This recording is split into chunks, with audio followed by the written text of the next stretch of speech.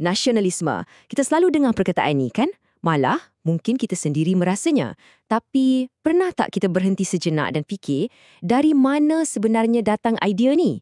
Sebab, ia bukan sesuatu yang wujud macam tu je. Ia satu idea yang sangat-sangat berkuasa. Ada sejarahnya, ada perjalanannya sendiri. Dan hari ini, kita akan sama-sama jejaki perjalanan idea yang telah membentuk dunia yang kita diami sekarang.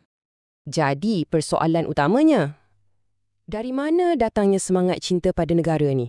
Adakah ia perasaan semula jadi yang memang dah ada dalam diri kita sejak azali?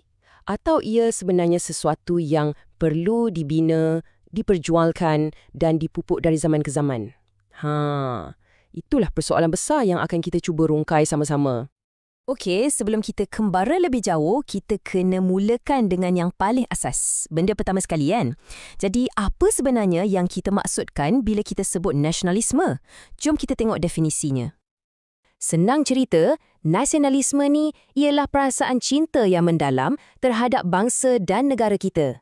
Ia juga semangat kebangsaan yang nak capai kebebasan, politik, ekonomi, sosial daripada cengkaman kuasa asing. Matlamat utamanya, mudah je. Nak bina sebuah bangsa yang bersatu dan negara yang berdaulat. Sebuah negara yang boleh berdiri atas kaki sendiri. Tapi, jangan ingat, idea ni sekaku definisi dalam kamus tau. Yang menariknya ialah, setiap tokoh ada pandangan mereka sendiri. Cuba tengok ni. Bagi Hans Kuhn, ia pasal kesetiaan mutlak pada negara. Titik. Datuk Onn Jaafar pula, dia lebih praktikal. Bagi dia, nasionalisme ni usaha untuk bina bangsa yang tegak, yang boleh berdiri sama tinggi dengan bangsa lain. Lepas tu, kita ada William R. Roth dan Dr. Burhanuddin Al-Helmi. Mereka berdua ni nampak nasionalisme dari sudut perjuangan. Satu kebangkitan menentang ancaman luar dan penjajahan. Nampak tak? 4 tokoh, 4 tafsiran yang berbeza, tapi semuanya berkisar pada idea yang sama.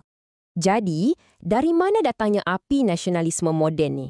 Mana percikan pertamanya? Semuanya bermula di Barat. Ia lahir daripada penentangan rakyat terhadap raja-raja dan pemerintahan yang menindas. Ada 3 revolusi besar yang betul-betul mengubah lanskap dunia. Mula-mula di England pada 1688, di mana buat pertama kalinya Parlimen, yakni suara rakyat, diletakkan lebih tinggi daripada raja. Lepas tu, api semangat ni melompat menyeberangi lautan Atlantik ke Amerika. Revolusi Amerika membuktikan sesuatu yang gila pada masa tu. Rakyat biasa boleh tumbangkan empayar gergasi dan bina negara mereka sendiri. Dan kemuncaknya, sudah tentu, Revolusi Perancis. Dengan laungan liberty, equality, fraternity, mereka bukan sekadar menumbangkan raja, tapi mereka menanam satu idea radikal. Negara ini milik rakyat, bukan milik kerabat diraja. Dan dari sinilah lahirnya nasionalisme seperti yang kita kenal hari ini. Dan macam mana-mana idea yang hebat, ia tak akan duduk diam di satu tempat. Idea-idea dari barat ni mula mengembara ke timur. Ia menyeberangi lautan dan benua dan bila ia tiba di Asia, ia menjadi percikan yang menyalakan api penentangan terhadap penjajah dan memulakan gerakan pembaharuan di serata tempat. Contoh paling besar, kita tengok India dan China. Di India, nasionalisme ni adalah reaksi terus terhadap penjajahan British. Dan siapa lagi kalau bukan Mahatma Gandhi yang memimpin dengan falsafah uniknya, Satyagraha, penentangan tanpa kekerasan. Tapi di China, ceritanya lain sikit. Bagi mereka, nasionalisme bukan sekadar hala orang luar. Ia juga pasal membersihkan masalah dalaman, mengukuhkan kembali peradaban mereka yang agung yang dipimpin oleh Dr. Sun Yat-sen. Jadi, kita ada 2 gergasi Asia dengan 2 pendekatan kebangkitan yang sangat berbeza. Dan responsnya tak berhenti di situ. Di Timur Tengah, Empayar Uthmaniyah cuba satukan seluruh umat Islam di bawah idea pan-Islamisme untuk lawan kuasa Barat. Tapi Jepun memang lain macam. Mereka ambil jalan yang sangat berbeza. Falsafah mereka seolah-olah macam ni. Okey, kita tak boleh lawan teknologi Barat, jadi kita akan kuasai teknologi mereka dan jadi lebih baik daripada mereka. Dan itulah yang mereka buat. Melalui pemulihan Meiji, mereka memodernkan negara ikut acuan Barat, tapi dengan semangat Bushido mereka sendiri. Tujuannya bukan untuk jadi macam Barat, tapi untuk jadi cukup kuat supaya tak dijajah oleh Barat. Satu langkah yang genius dan ia mengubah nasib mereka selama-lamanya.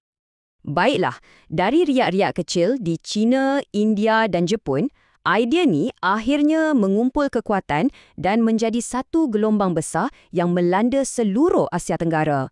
Dan di rantau inilah, idea nasionalisme betul-betul menjadi enjin utama perjuangan menuntut kemerdekaan.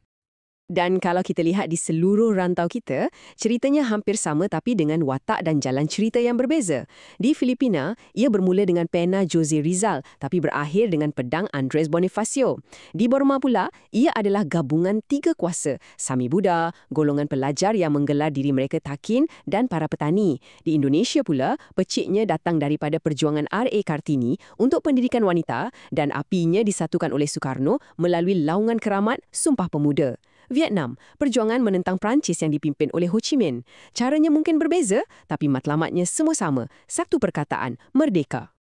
Tapi, di tengah-tengah semua pergolakan ni, ada satu negara yang memilih jalan yang berbeza. Satu negara yang sangat unik, Thailand. Masa jiran-jirannya angkat senjata, Thailand pilih untuk angkat pena dan bermain catur diplomasi.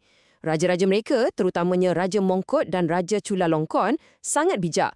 Mereka mainkan British dan Perancis, lantik penasihat barat untuk memodorkan negara dan secara strategik meletakkan Thailand sebagai zon penampang di antara dua kuasa besar tu.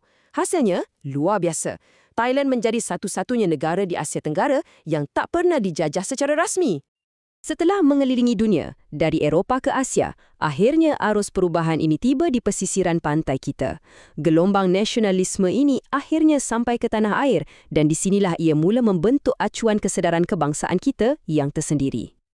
Jadi, apa ramuan yang menyuburkan benih nasionalisme di sini? Ia bukan satu perkara, tapi gabungan 6 faktor penting. Fikirkan ia macam ni. Pertama, kita ada pengaruh agama, khususnya gerakan Islah dari Timur Tengah. Kedua, para sastrawan mula menyuarakan penderitaan rakyat. Ketiga, media cetak macam surat khabar jadi speaker yang menyebarkan idea-idea baru ni. Keempat, sekolah-sekolah moden macam SITC melahirkan generasi baru yang celik akal. Kelima, munculnya golongan intelektual yang berani memimpin. Dan akhir sekali, keenam, pengaruh dari luar, terutamanya kejayaan Jepun dan kebangkitan semangat di Indonesia. Campurkan semua ni dan anda dapatlah api kesedaran kebangsaan yang mula menyala. Dan semangat ni bukan sekadar teori. Ia hidup dalam kata-kata yang dilaungkan. Dengar seruan daripada Akhbar Fajar Sarawak ni. Bangunlah, wahai bangsaku. Ini bukan tajuk berita biasa kan? Ini satu seruan, satu laungan yang menusuk kalbu, yang menggesa orang ramai untuk buka mata dan sedar akan nasib bangsa. Tapi kita tahu kata-kata dan idea saja tak cukup untuk bawa perubahan. Perjuangan ni kena ada langkah seterusnya. Dan ia memang berlaku. Gerakan ini beralih dari dunia pen dan kertas ke dunia tindakan. Golongan intelektual ni, kaum muda, para guru di SITC, mereka mula berkumpul, menubuhkan persatuan macam Kesatuan Melayu Muda.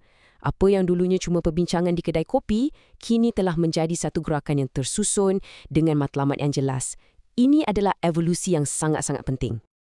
Baiklah, selepas semua usaha ni, apa hasilnya?